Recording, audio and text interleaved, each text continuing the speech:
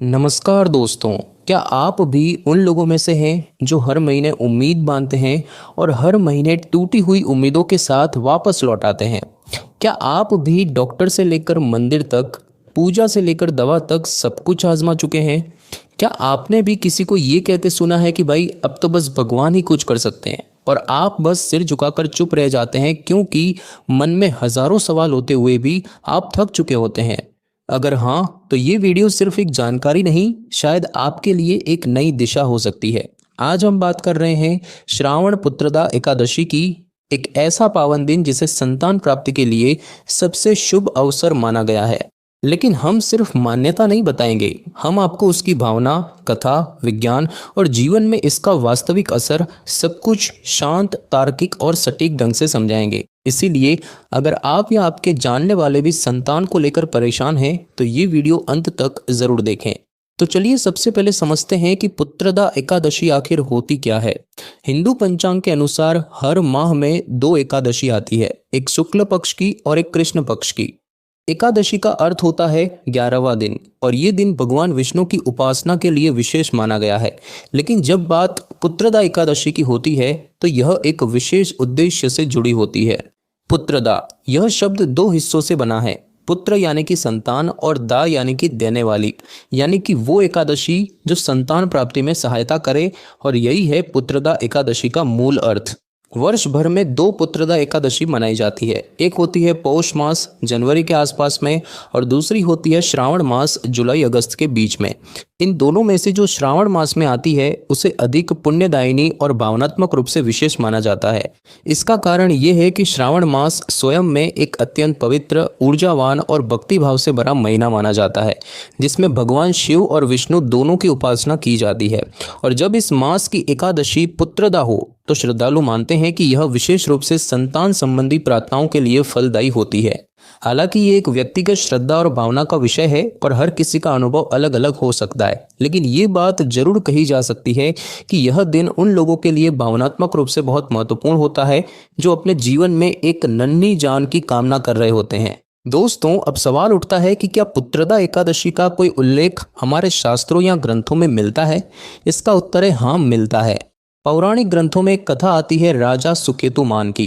कथा के अनुसार बहुत समय पहले चंपावती नामक नगरी में एक राजा राज्य करता था। उसका नाम था सुकेतुमान। राजा की एक बड़ी चिंता थी, उसके कोई संतान नहीं थी और इस चिंता में उसका मन दिन ब दिन अशांत होता जा रहा था। एक दिन राजा ने अपने रथ पर सवार होकर वन की ओर प्रस्थान किया। वह भोजन, जल और राजसी सुख सुविधाएं त्याग कर एकांत में ईश्वर की शरण में जाना चाहता था। कई दिनों तक भटकने के बाद श्रावण मास की शुक्ल पक्ष की एकादशी को राजा एक आश्रम पहुंचा, जहां उसे कुछ मुनियों का दर्शन हुआ। मुनियों ने जब राजा की मनोदशा जानी तो उन्होंने कहा, राजन, आज का दिन पुत्रदा एकादशी है।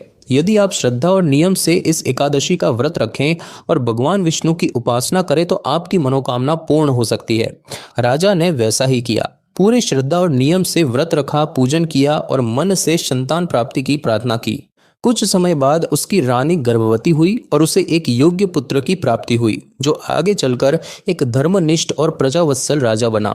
इस कथा का यही संदेश है कि जब मन शुद्ध हो, संकल्प सच्चा हो और श्रद्धा अड़ी हो, तब प्रकृति भी साथ देने लगती है। हाँ, ये बात भी ध्यान रखने योग्य है कि ये एक पौराणिक कथा है जिसका महत्व श्रद्धा और भाव से जुड़ा है। इसे शाब्दिक सत्य मानना जरूरी नहीं, लेकिन इससे मिलने वाली प्रेरणा को समझना बहुत जरूरी है। दोस्तों, अब सवाल ये उठता है कि पुत्रदा एकादशी को ही संतान प्राप्ति के लिए इतना खास क्यों माना जाता है? इसका जवाब सिर्फ एक लाइन में नहीं दिया जा सकता, क्योंकि इसमें श्रद्धा, भाव और मन की ऊर्जा तीनों जुड़ी होती है। सबसे पहले बात करते हैं श्रद्धा की। जब कोई दंपत्ति संतान के लिए व्याकुल होता है तो उसका मन कहीं ना कहीं भीतर से टूटने लगता है और उसे एक ऐसी शक्ति की तलाश होती है जो केवल शरीर की नहीं बल्कि मन की थकावट को भी समझ सके। पुत्रदा एकादशी उसी मन की प्रार्थना का दिन है और इस दिन को भगवान विष्णु की विशेष कृपा का दिन माना जाता है, विशेषकर जब वह श्रद्धा और नियम के साथ किया जाए। अब आते हैं आध्यात्मिक दृष्टिकोण पर। श्रावण मास स्वयं एक अत्यंत ऊर्जावान समय माना जाता है। ये महीना है तप, साधना, संयम और ध्यान का, और जब श्रावण की एकादशी विशेष रूप से संतान प्राप्ति से जुड़ी हो तो इसे एक तरह से स्पिरिचुअल विंडो माना जाता है, जब आत्मा और प्रकृति के बीच का संवाद थोड़ा और साफ, थोड़ा और शक्तिशाली हो जाता है। इसी कारण इसे एक संतान की आत्मा को आमंत्रित करने वाला दिन भी माना जाता है, यानी ऐसा दिन जब आप मन से संकल्प करके एक नए जीवन के लिए ऊर्जा प्रवाहित करते हैं। तीसरा पहलू है मनोवैज्ञानिक और भावनात्मक स्तर पर इसका असर। जब आप एक दिन के लिए उपवास करते हैं, नियम से पूजा करते हैं और पूरे मन से संकल्प लेते हैं, तो आपका शरीर और मन दोनों एक विशेष लय में आ जाते हैं। यह लय आपके अंदर छुपी हुई आशा, शक्ति और प्रार्थना को फिर से जागृत करती है। यही आशा और मन की स्थिति कई बार उस मानसिक तनाव को कम कर सकती है जो संतान न होने के कारण शरीर पर नकारात्मक असर डालती है। तो साफ शब्दों में कहें तो पुत्रदा एकादशी कोई जादुई इलाज नहीं है, लेकिन यह एक ऐसा अवसर है मन को केंद्रित करने का, जीवन में एक नई शुरुआत की ऊर्जा बनाने का। और जब शरीर, मन और आत्मा तीनों एक दिशा में एकत्रित होते हैं तो जीवन में चमत्कार नहीं बल्कि परिवर्तन होना स्वाभाविक है। दोस्तों, अगर आपने मन बना लिया है कि इस बार पुत्रदा एकादशी का व्रत रखना है, तो आइए जानते हैं इसकी साधारण लेकिन पवित्र विधि। इस व्रत की शुरुआत होती है एक दिन पहले की शाम से, जिसे दशमी तिथि कहते हैं। इस दिन रात को हल्का सात्विक भोजन करना चाहिए, जैसे कि फल, खिचड़ी या उपवास योग्य चीज़ें। मांसाहार, प्याज, लहसुन और अधिक तले भुने भोजन से परहेज करें। फिर रात को सोने से पहले एक मन का संकल्प लें कि मैं श्रद्धा, संयम और भक्ति के साथ पुत्रदा एकादशी का व्रत रखूंगा। अगली सुबह यानी कि एकादशी के दिन ब्रह्म मुहूर्त में उठें, स्नान करें, स्वच्छ वस्त्र पहनें और भगवान विष्णु का ध्यान करें। पूजा स्थल को साफ करके एक आसन पर बैठकर विष्णु जी की मूर्ति या चित्र के सामने दीप जलाएं। अब विष्णु भगवान को पीले पुष्प, तुलसी दल, फल और पंचामृत अर्पित करें। ओम नमो भगवते वासुदेवाय मंत्र का जाप करें, या फिर यदि संभव हो तो विष्णु सहस्त्र नाम का पाठ करें। संतान की कामना हो तो मन से एक शांत सच्चा संकल्प करें और ये प्रार्थना करें कि हे प्रभु, मेरे जीवन में भी एक नया जीवन आने का अवसर मिले। पूरे दिन यदि संभव हो तो निर्जल उपवास रखें, लेकिन अगर स्वास्थ्य या परिस्थिति अनुमति न दे तो फलाहार, दूध या नारियल पानी से व्रत रख सकते हैं। इस दिन मनोरंजन, क्रोध, दिखावा या लोभ से दूर रहें और मन को यथासंभव शांत, स्थिर और शुद्ध रखें। संध्या के समय फिर से दीपक जलाकर भगवान विष्णु की आरती करें। अगले दिन यानी कि द्वादशी को सुबह स्नान करके व्रत का पारण करें, यानी कि व्रत को विधि पूर्वक पूर्ण करें। पारण के समय कुछ अन्न या जल का दान करें। विशेषकर गर्भवती महिला, साधु, ब्राह्मण या जरूरतमंद को अन्न या वस्त्र देना शुभ माना जाता है। दोस्तों, याद रखें कि व्रत सिर्फ खाने पीने का त्याग नहीं होता, व्रत होता है मन को भी पवित्र और एकाग्र करने का अभ्यास। इसीलिए जितना जरूरी है उपवास करना, उतना ही जरूरी है दूसरों के लिए शुभकामना, अपने अंदर की आशा को जीवित रखना। दोस्तों, अब तक हमने पुत्रदा एकादशी को धर्म, श्रद्धा और पुराणों की दृष्टि से देखा, लेकिन अब सवाल यह है कि क्या इसका कोई वैज्ञानिक आधार भी है? तो इसका जवाब ये है कि इसका सीधा कोई वैज्ञानिक आधार नहीं है, लेकिन अप्रत्यक्ष रूप से जरूर है। वैज्ञानिक रूप से जब हम किसी विशेष दिन पर व्रत रखते हैं, प्रार्थना करते हैं या मन को एक लक्ष्य पर केंद्रित करते हैं, तो हमारा मन और शरीर दोनों एक विशेष स्थिति में प्रवेश करते हैं, जिसे मॉडर्न साइंस में कहते हैं पैरासिम्पैथेटिक डोमिनेंस, यानी तनाव से मुक्ति की अवस्था। व्रत का पहला असर होता है शरीर पर। जब आप कुछ समय के लिए अन्न या भारी भोजन से दूर रहते हैं तो शरीर का पाचन तंत्र थोड़ी देर के लिए आराम करता है। इससे शरीर में टॉक्सिन्स बाहर निकलने का मौका मिलता है और शरीर स्वयं को भीतर से हील करना शुरू करता है। इसे हम कहते हैं नेचुरल डिटॉक्सिफिकेशन प्रोसेस, और ये स्वास्थ्य के हर स्तर पर लाभकारी माना गया है। दूसरा असर होता है मानसिक स्तर पर। जब आप दिन भर का उपवास रखते हैं, शांति से बैठकर मंत्र जाप करते हैं और बार बार एक ही प्रार्थना को मन में दोहराते हैं, तो यह क्रिया हमारे सबकॉन्शियस माइंड को एक्टिवेट करती है। न्यूरोसाइंस के अनुसार बार बार एक ही भावना या विचार पर ध्यान केंद्रित करने से हमारा दिमाग उस दिशा में खुद को रीवायर करना शुरू कर देता है, और यही कारण है कि सच्चे मन से किया गया संकल्प व्यक्ति की मानसिक स्थिति, आत्मविश्वास और हार्मोनल बैलेंस तक को प्रभावित कर सकता है। तीसरा असर होता है भावनात्मक ऊर्जा पर। जो लोग संतान की चिंता से घिरे होते हैं, वो अक्सर अदृश्य मानसिक तनाव, गिल्ट या खुद पर शक की स्थिति में होते हैं। ऐसे में एक ऐसा दिन जिसमें आप खुद को शुद्ध, सार्थक और आशा से भरा हुआ महसूस करते हैं, वो दिन आपके लिए एक तरह का इमोशनल रीसेट बटन बन सकता है। और मॉडर्न साइकोलॉजी कहती है कि मन की स्थिति शरीर के हर तंत्र को प्रभावित करती है, चाहे वो रिप्रोडक्टिव सिस्टम हो, हार्मोन्स हो या मूड बैलेंस।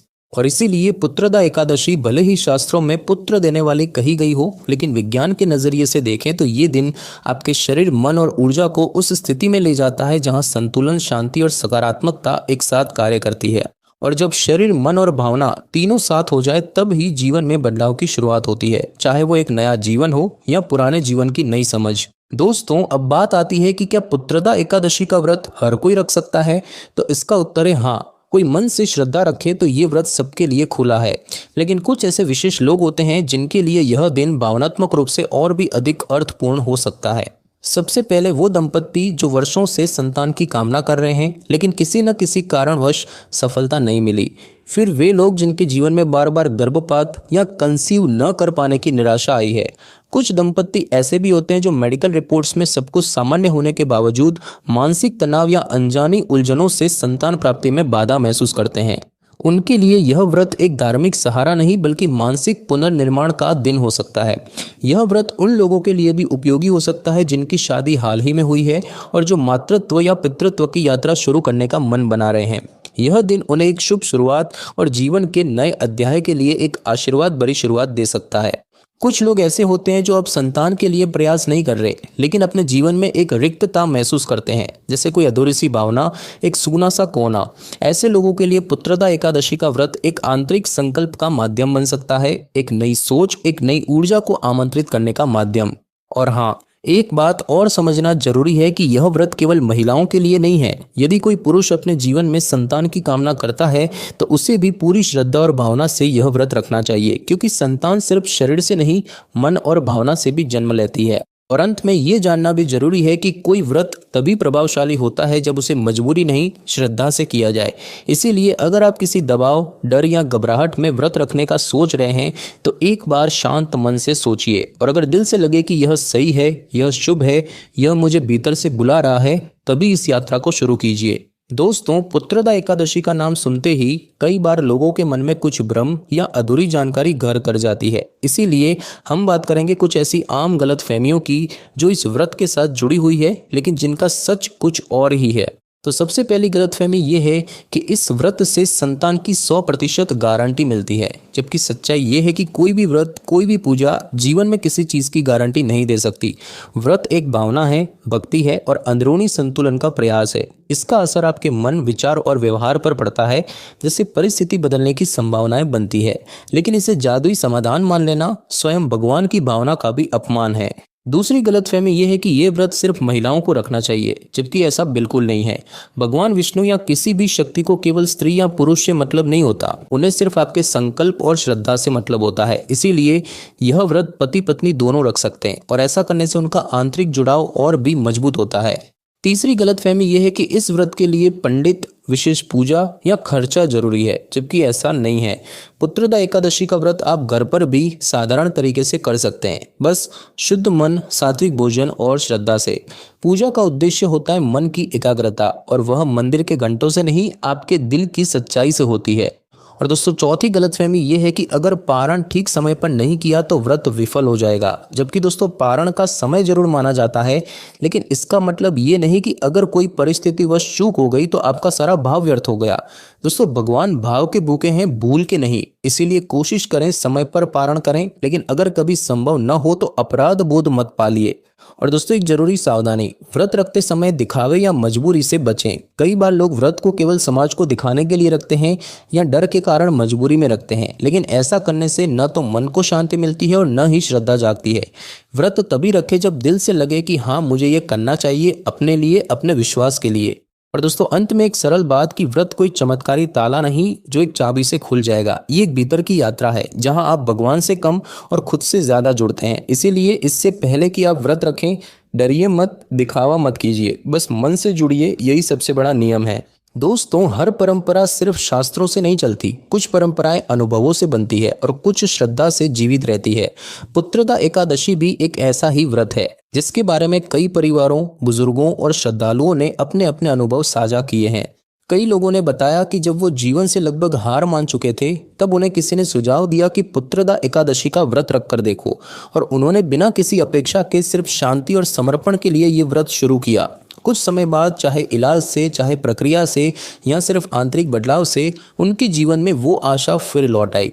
तो क्या ये सिर्फ सहयोग था? शायद हाँ, लेकिन जब ऐसा सहयोग कई बार होता है तो लोग उसे विश्वास का नाम दे देते हैं।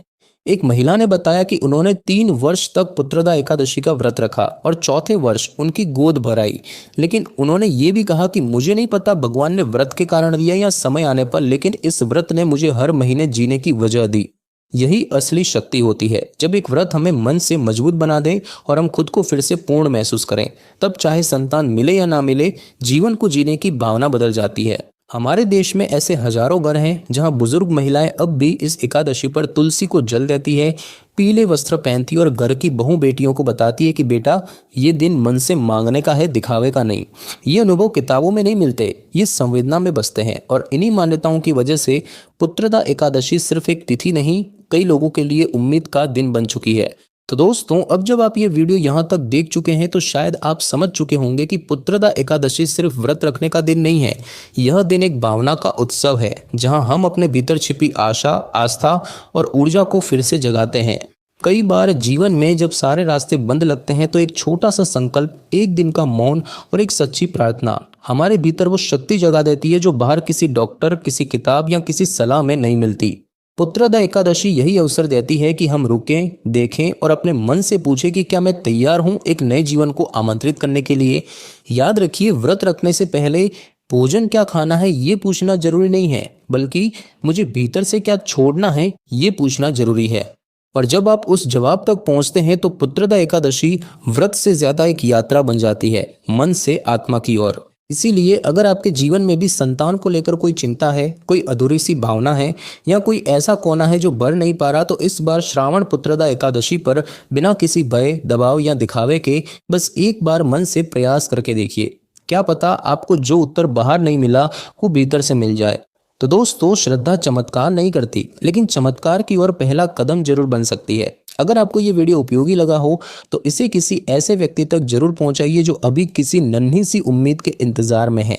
जय श्री हरि। धन्यवाद।